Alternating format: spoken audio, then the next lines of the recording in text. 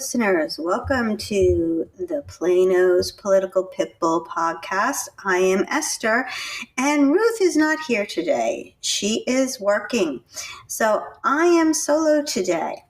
I wanted to record today because I need to let you know we now have a proposed property tax rate for the city of Plano.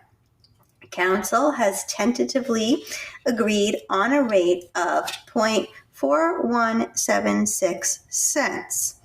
This is not set in stone yet. The council votes on the final rate on September 9th. In between now and September 9th, there will be a chance for the residents to make their voices heard. On Thursday, August 15th, 2024 at 5 p.m. at Davis Library. Also, Thursday, August 22nd, there will be a town hall on the tax rate. Thursday, August 26th, also another public hearing on the tax rate will take place at the regular council meeting. If you want to speak at the meeting or any meetings, you must register at plano.gov/speaker registration. That's plano.gov/speaker registration before 4 p.m. the day of the meeting.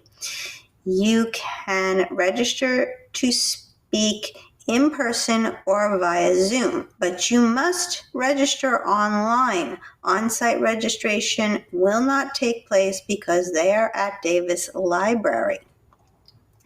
You can see how much your tax bill will be with the proposed tax rate. You can go to mytaxdollar.plano.gov. That is mytaxdollar.plano.gov. You will need your home evaluation. Put that number in there and answer the questions. Some of those questions are if you have a home exemption and what school district you are in and what county you are in. Then you will get the amount you would pay for your total bill and each amount that would go to each taxing entity. If you are 65 or older and you have a property tax freeze, lucky you, you don't have to worry because your bill will stay exactly the same. Those that are not 65 and older, the average homeowner will see a $186 or 10.6% increase. For me, that means that my bill will increase almost $300 just for the city and $1,000 for the total bill. That is a full cart of groceries just for the city. If you are a renter, don't think you're excluded from this because this means your rent will go up. Your landlord is not going to be so nice as to eat that increase. So, those that will be renting, will also want to tell council to not increase the rate so much. The bill so much, the rate is actually going to be the same as last year. But the problem is that your homes went up in value or your properties went up in value. During the meeting on Monday night, last Monday, when they proposed the tax rate, Councilwoman Chu said basically that the budget was bare bones. Well, I'm sorry, I call BS on that because they did not cut economic development. They budgeted the exact same amount as last year, $8.5 million. They budgeted for next year. The city manager also wants to put $2.8 million back into the rainy day fund. That has gone down thanks to the last storm we had that the city is still cleaning up from. Councilman Riccadelli and Williams both feel we should not increase taxes to shore up the rainy day fund, a fund that is practically brand new. Williams also said we have transitioned from a growth city to a mature city. Well, I beg to differ with that. You see, we still have buildings going up every day, and more are coming. For example, the Willow Bend Mall redevelopment, the Science Center off of Legacy. We had $906 million in new property added to the rolls just in 2024. According to the city's own budget director, 7% of the new growth was residential and 93% was commercial. Collin Creek redevelopment will be finished soon. However, that is a TIF zone, and we've talked about those TIF zones. That money stays right in that zone. It does not go into our treasury. This tax increase could not have come at a worse time. In July, inflation went up 2.9%. Since 2021, food has gone up 21.7%. Gas went up 46%. Shelter up 22.1%. Energy 40%. Wages are down 4% and unemployment is up.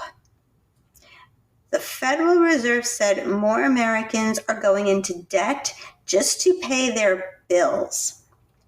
Now, Plano City Council is raising property tax bills, trash, water, and sewer rates. But they still have enough to give Raising Cane's over $6 million for economic development, enough money to reduce the tax rate 1 cent. A business that earned $3.3 billion last year. I'm going to say that again. $3.3 billion. And whose owner is worth a whopping $7 billion and change. He got a $6 million economic development money to move down the street. But we, the hardworking class residents of Plano, somehow have to come up with more money to pay our property taxes, our water, trash, and sewer bills. I will talk about the Raising Cane's deal on Sunday when Ruth is back. If you cannot afford to pay for all those increases, please go to one of the city council meetings and tell the members how much more you will have to pay and ask them where you are supposed to get the money. Again, the dates of those meetings are August 15th at 5 p.m., August 22nd, August 29th, and September 9th. Please see the Plano website for the times. If you wait until September 9th, you will be too late. By that time, whatever the rate is what will be voted on, and I have yet to see a rate fail. Also, reach out to all the city council members and let them know you can't afford this increase. I have their emails on Plano's Political Pitbull's website for you. Tell them that they can cut the budget $8.5 million for economic development. The fund currently has over $43 million, $43,068,898 to be exact, in it. It does not need another $8.5 million. Instead, $6 million of the 8 can go towards lowering the tax rate by 1 cent. $1 million can go towards giving staff a raise, which they will not be getting, but they will be getting $1,000 basically bonus in December. And another $1 million can go to the rainy day fund.